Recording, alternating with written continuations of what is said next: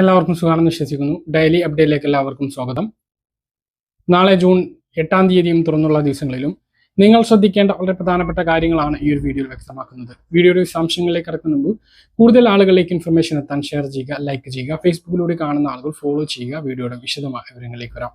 സംസ്ഥാനത്ത് സാമൂഹ്യ സുരക്ഷാ പെൻഷൻ ഇനി ജൂൺ മാസത്തേതാണ് കാത്തിരിക്കുന്നത്. ജൂൺ മാസത്തെ പെൻഷൻ ലഭിക്കുന്നതിന് മുമ്പ് നമുക്ക് ബജറ്റ് വരാനുണ്ട്.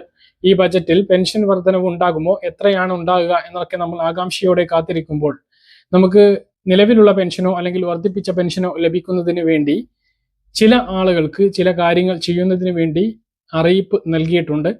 അതായത് മുമ്പ് പറഞ്ഞിട്ടുള്ള അറിയിപ്പാണ് മാർച്ച് 31-ന് അവസാനിക്കേണ്ടത് ജൂൺ 30 വരെ നീട്ടിയതായിരുന്നു. ഭൂരിഭാഗം ആളുകളും ചെയ്തിട്ടുണ്ട്. അതുകൊണ്ട് തന്നെ എല്ലാവരും പാനിക്കാവേണ്ടതില്ല. നിങ്ങൾക്കിത് ചെയ്യണമോ വേണ്ടയോ എന്ന് സേവന വെബ്സൈറ്റിൽ പരിശോധിച്ചാൽ അറിയുന്നതാണ്. ഒന്നാമത്തേതായിട്ട് 2019 ഡിസംബർ 31-ന് മുമ്പ് പെൻഷൻ അനുവദിച്ച്, അതായത് അതിനു മുമ്പെല്ലാം പെൻഷൻ ലഭിക്കുന്ന ആളുകൾ വരുമാന സർട്ടിഫിക്കറ്റ് സമർപ്പിക്കാൻ പറഞ്ഞിരുന്നു. ഒരു തവണയെങ്കിലും വരുമാന സർട്ടിഫിക്കറ്റ് സമർപ്പിക്കാത്തവരാണ് വരുമാന സർട്ടിഫിക്കറ്റ് സമർപ്പിക്കേണ്ടത്.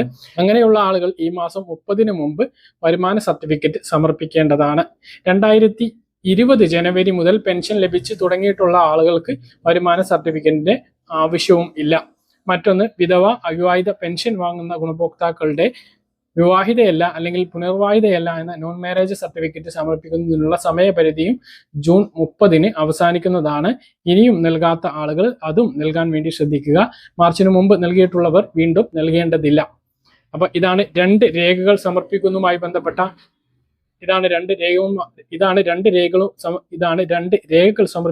ബന്ധപ്പെട്ടുള്ള അറിയിപ്പ്. പഞ്ചായത്തിൽ വിളിച്ചാലോ മെമ്പറോട് ചോദിച്ചാലോ ഈ കാര്യം അറിയില്ല. കാരണം ഇത് മുമ്പ് പറഞ്ഞിട്ടുള്ള കാര്യമാണ്. ഇതിന്റെ അവസാന തീയതി ഈ ജൂൺ 30-ന് അവസാനിക്കുന്നത് കൊണ്ടാണ് ഇപ്പോൾ നമ്മളത് എടുത്തു പറയുന്നത്. അതായത് ജനുവരിയിലൊക്കെ പറഞ്ഞ കാര്യമാണ്.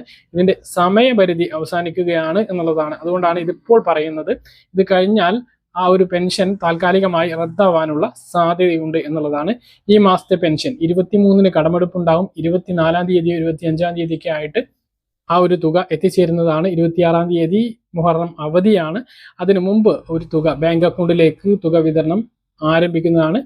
ജൂലൈ 5-നുള്ളിൽ എല്ലാവർക്കും ബാങ്ക് കയ്യിലും പെൻഷൻ വിതരണം പൂർത്തീകരിക്കുന്ന തരത്തിലാണ് ഉണ്ടാകുക. അപ്പോൾ വർദ്ധിപ്പിച്ച പെൻഷനാണോ ലഭിക്കുക, അതോ നിലവിലുള്ള 2000 രൂപയാണോ എന്നുള്ളത് നമുക്ക് കാത്തിരുന്ന് കാണാം. കെട്ടിട നിർമ്മാണ തൊഴിലാളി പെൻഷൻ ഈ മാസം ഒരു ഗഡു ലഭിക്കും എന്നുള്ളതാണ് വിവരം. ബാക്കിയുള്ള പെൻഷന്റെ കാര്യങ്ങളൊന്നും കൃത്യമായിട്ട് അറിഞ്ഞിട്ടില്ല. എന്തെങ്കിലും സൂചനകൾ ലഭിച്ചാൽ നിങ്ങളെ അറിയിക്കുന്നതാണ്. മെയ് മാസത്തിലെ കേന്ദ്ര വിഹിതം 300, 200, 500 കുറവുള്ള ആളുകൾക്ക് ഇപ്പോൾ അതിന്റെ വിതരണം കഴിഞ്ഞ ദിവസം മുതൽ അതിന്റെ വിതരണം ആരംഭിച്ചിട്ടുണ്ട്. ആ ഒരു തുക കിട്ടിയിട്ടുള്ള ആളുകൾ താഴെ ഒന്ന് കമന്റ് ആയിട്ട് രേഖപ്പെടുത്തുക. വീട്ടിൽ ഉപയോഗിക്കുന്ന ഗാർഹിക പാചകവാതക സിലിണ്ടറിന് വീണ്ടും കേന്ദ്ര സർക്കാർ, പൊതുമേഖലാ എണ്ണ കമ്പനികൾ വില വർദ്ധിപ്പിച്ചിരിക്കുകയാണ്. ഇപ്പോൾ ഒരു വീട്ടിലൊരു സിലിണ്ടർ ലഭിക്കുന്നതിന് 1000-ന് മുകളിൽ വില വരുന്ന ഒരു സാഹചര്യമാണ് ഉള്ളത്. സിലിണ്ടറിന് മാത്രം 951 രൂപ കേരളത്തിൽ ശരാശരി വിലയായിട്ടുണ്ട്. നമ്മുടെ രാജ്യത്തും നമ്മുടെ സംസ്ഥാനത്തും ഗ്യാസ് സിലിണ്ടറുകൾ ഉപയോഗിക്കുന്നതിന് കടുത്ത ക്ഷാമം നേരിട്ടുകൊണ്ടിരിക്കുന്ന പശ്ചാത്തലത്തിൽ വീണ്ടും വില വർദ്ധിച്ചിരിക്കുകയാണ്. ഏതാനും മാസങ്ങളിലായിട്ട് ഗാർഹിക സിലിണ്ടറിനും വാണിജ്യ സിലിണ്ടറിനും വില കൂടുകയായിരുന്നു. 1500 രൂപ മാത്രമുണ്ടായിരുന്ന വാണിജ്യ സിലിണ്ടറിന് ഇപ്പോൾ 3200 രൂപയാണ് വില. ഇതിനോട് ചുവട് പിടിച്ച് തന്നെ വീടുകളിൽ ഉപയോഗിക്കുന്ന സിലിണ്ടറിനും വിലയിൽ വർധനവ് വന്നിട്ടുണ്ട്. 721 രൂപ ഉണ്ടായിരുന്ന സിലിണ്ടറിനാണ് ഇപ്പോൾ 951 രൂപയിലേക്ക് എത്തിയിട്ടുള്ളത്. ഇന്ന് 29 രൂപയാണ് വർദ്ധിച്ചത്. വരും മാസങ്ങളിലും വർധനവ് ഉണ്ടാകും എന്നുള്ളത് തന്നെയാണ് നമ്മൾ പ്രതീക്ഷിക്കുന്നത്. കേന്ദ്ര സർക്കാരിന്റെ ഭാഗത്തു നിന്നുള്ള അറിയിപ്പും അങ്ങനെ തന്നെയാണ്. പെട്രോൾ ഡീസൽ വിലയിൽ കേന്ദ്ര സർക്കാരിന്റെ ഭാഗത്ത് നിന്ന് അങ്ങനെയാണ് ഉണ്ടായത്. പല തവണകളായിട്ടാണ് ഇപ്പോൾ വില വർദ്ധിപ്പിച്ചിട്ടുള്ളത്. അതേ രീതിയിൽ തന്നെ പാചകവാതക വിലയിലും വർധനവ് ഉണ്ടാകും എന്നാണ് പറയുന്നത്. അതോടൊപ്പം തന്നെ വീട്ടിൽ ഉപയോഗിക്കുന്ന ഗ്യാസ് സിലിണ്ടർ, ഒരു കുടുംബത്തിന് ഒരു ഗ്യാസ് കണക്ഷൻ എന്നുള്ള രീതിയിലേക്ക് കേന്ദ്ര സർക്കാർ വരികയാണ്. അതായത് നമ്മുടെ വീടിന് പരിസരത്ത് പൈപ്പ് ലൈനിലൂടെ ഗ്യാസ് കടന്നു പോകുന്നുണ്ട് എങ്കിൽ, നമുക്കത് അവൈലബിൾ ആണ് എങ്കിൽ അതിലേക്ക് നിർബന്ധമായിട്ടും മാറണം എന്നാണ് കേന്ദ്ര സർക്കാർ ഇപ്പോൾ അറിയിച്ചിട്ടുള്ളത്. ഇതിലേക്ക് മാറിയിട്ടില്ല എങ്കിൽ നമുക്ക് നോട്ടീസ് ലഭിക്കുകയും അതിലേക്ക് മാറുകയും വേണം. പൈപ്പ് ലൈനിലൂടെയുള്ള PNG എടുത്തു കഴിഞ്ഞതിന് ശേഷവും ഗ്യാസ് സിലിണ്ടറുകൾ തിരിച്ച് ഏൽപ്പിക്കാത്തവർക്ക് ഫൈന് ഈടാക്കുന്ന നടപടി ഉണ്ടാകും. നമ്മൾ PNG കണക്ഷൻ എടുത്തു കഴിഞ്ഞാൽ നമ്മുടെ LPG കണക്ഷൻ റദ്ദാക്കണം. അതിന് അതാത് ഗ്യാസ് ഏജൻസിയുടെ സൈറ്റിൽ കയറിയിട്ട് അത് റദ്ദാക്കുകയും സിലിണ്ടറുകൾ തിരിച്ചേൽപ്പിക്കുകയും വേണം എന്നുള്ളതാണ് ഏറ്റവും പുതിയ അറിയിപ്പ്. അതോടൊപ്പം തന്നെ നമുക്കിപ്പോൾ ഗ്യാസ് സിലിണ്ടറുകൾ ലഭിക്കുന്നതിന് ഗ്രാമപ്രദേശങ്ങളിൽ 45 ദിവസത്തെ ഇടവേളയാണ് ബുക്കിങ്ങിന് ഏർപ്പെടുത്തിയിട്ടുള്ളത്. അത് തുടരും എന്ന് തന്നെയാണ്. നഗരപ്രദേശങ്ങളിൽ 25 ദിവസവുമാണ്.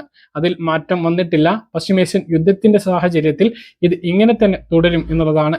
മറ്റൊരു പ്രധാനപ്പെട്ട കാര്യം, KYC ചെയ്യാത്ത ആളുകൾ തീർച്ചയായിട്ടും അത് ചെയ്യണം. ഇനി അങ്ങോട്ട് ഗ്യാസ് സിലിണ്ടറുകൾ ലഭിക്കുന്നതിന് ഈ ഒരു KYC നിർബന്ധമായിട്ട് വരികയാണ്. മാസങ്ങൾക്ക് മുമ്പ് ചെയ്തിട്ടുള്ളവർ വീണ്ടും ചെയ്യേണ്ടതില്ല. ഇത് KYC ചെയ്യാൻ പറഞ്ഞിട്ട് ഒരിക്കലും ചെയ്യാത്ത ആളുകളാണ് ആ കാര്യം ചെയ്യേണ്ടത്. ഉജ്ജൽ യോജന കണക്ഷൻ ഉള്ള ആളുകൾക്ക് 300 രൂപ സബ്സിഡി ലഭിക്കുന്ന ആളുകൾക്ക് എല്ലാ വർഷവും ഇത് ചെയ്യണം എന്നുള്ളതും ഓർമ്മിപ്പിക്കുന്നു. അവർ കഴിഞ്ഞ വർഷം ചെയ്തിട്ടുള്ളവർ വീണ്ടും ചെയ്യേണ്ടതുണ്ട്. ഇല്ലെങ്കിൽ സബ്സിഡി 300 രൂപ മുടങ്ങിപ്പോകുന്ന സാഹചര്യം ഉണ്ടാകും. ഇതാണ് ഗ്യാസ് സിലിണ്ടറുമായി ബന്ധപ്പെട്ട ഏറ്റവും പുതിയ അറിയിപ്പ്. പറഞ്ഞ കാര്യങ്ങൾ കൃത്യമായിട്ട് മനസ്സിലാണെന്ന് കരുതുന്നു. ഇതുപോലെ ഇൻഫർമേഷൻ ലഭിക്കാൻ ചാനൽ സബ്സ്ക്രൈബ് ചെയ്യുക, ബെൽ ഐക്കൺ എനേബിൾ ചെയ്ത് വെക്കുക. മറ്റൊരു വീഡിയോയുമായി നമുക്ക് വീണ്ടും കാണാം. ദൂരേക്കും ബൈ.